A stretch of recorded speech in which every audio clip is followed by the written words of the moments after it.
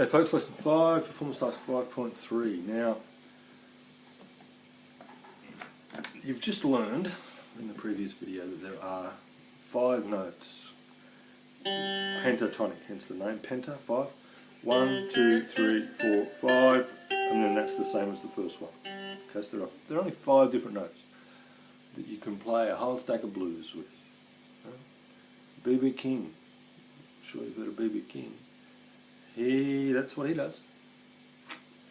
Well, that's what a lot of people do. B.B. King, more than most, tends to focus just on the pentatonic scale. There are other things that you can do as well. But yeah, just that pentatonic scale. So how does that work? How can all that blues be played on 5 notes? Well, it's not what you play, it's where you play it. It's not what you got, it's where you put it. You know? So, in this case, that refers to a musical concept called phrasing. Phrasing is just the rhythmic placement of your note in a melody.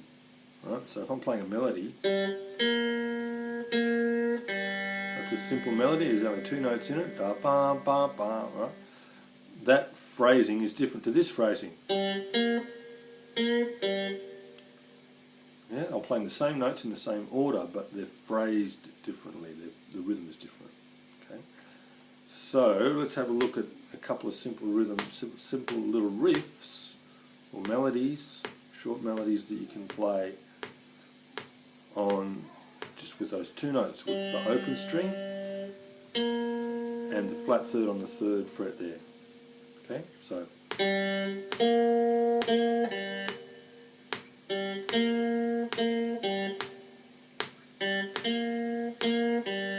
yeah, that's a bum bum bum. There's one. How about this one?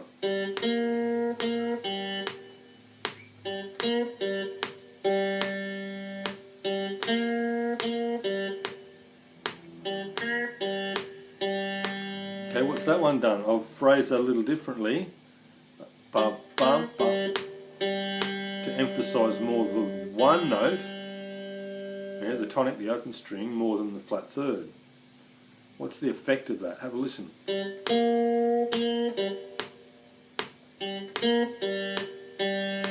first note creates, the first little part creates a bit of tension, and the next one resolves it. Okay, so just by using the same notes, I get 2 completely different effects simply because I've put them in a different spot. They're in the same order, but I've located them slightly differently along that timeline, and now they do entirely different things.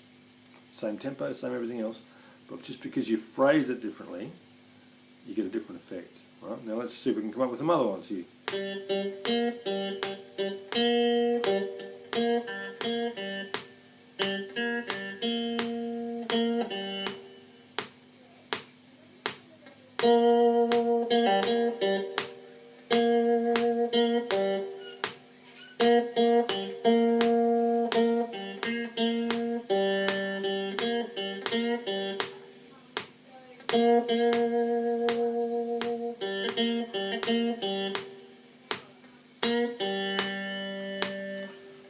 Yeah, now I'm just playing with that, and it gets a bit much after a while, just the 2 notes, but you could hear how everything was a little bit different to the one before it, you know, and that's simply just because you're putting those notes in a different place every time. Now then you start to combine those infinite number of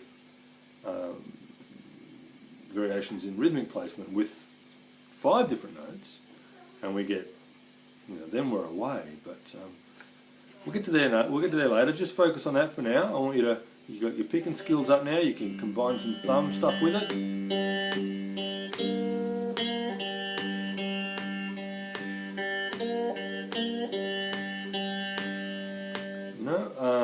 Or just. But you don't really have to do that for this lesson. The main thing I want you to do is play around with some different riffs for that.